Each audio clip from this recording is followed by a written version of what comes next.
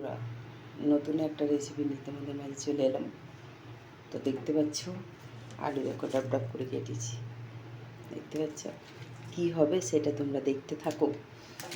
আর দেখো কড়াই চাপিয়ে দিয়েছি, দেখতে পাচ্ছ।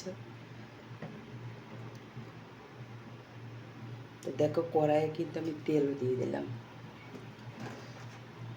তোমরা দেখতে থাকো আমি এটা কি বানাচ্ছি।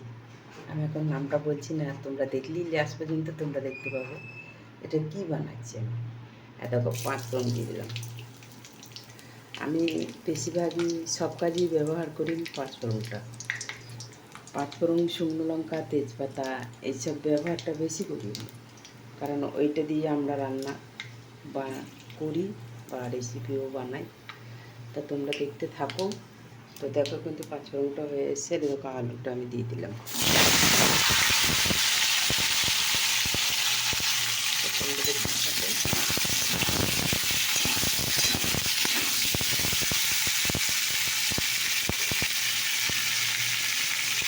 দিলাম এমন নেই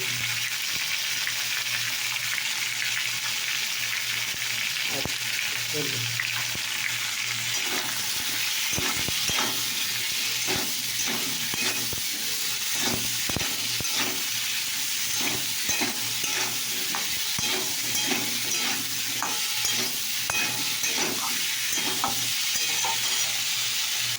দেখতে পাচ্ছি না হয়ে গেছে, এবার জল ঢেলে দিলাম।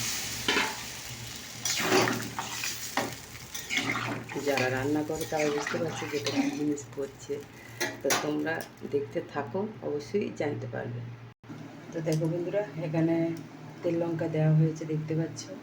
আর এদিকে দেখো পেঁয়াজ, পটল, সরু সরু করে আলু কাটা আছে। এবার এটা একটা ভাজির মতো রেসিপি হবে।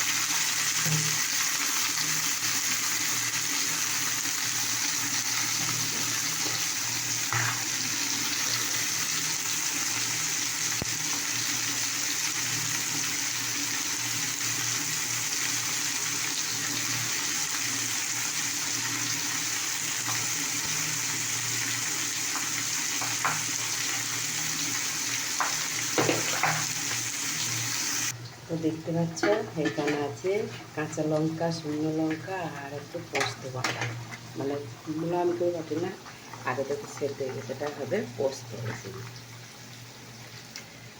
তোমাদের অনেক অপেক্ষার পর তোমাদের এই রেসিপিটা নিয়ে তোমাদের মাঝে চলে এলাম। দেখতে পাচ্ছ কাঁচা লঙ্কা দিয়েছি, শুকনো লঙ্কা দিয়েছি।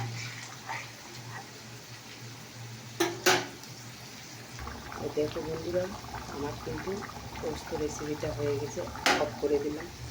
এদিকে দেখো এই রেসিপিটাও হয়ে গেছে। তো তোমাদের এই রেসিপিগুলো কেমন লাগলো অবশ্যই কমেন্ট করে জানিও।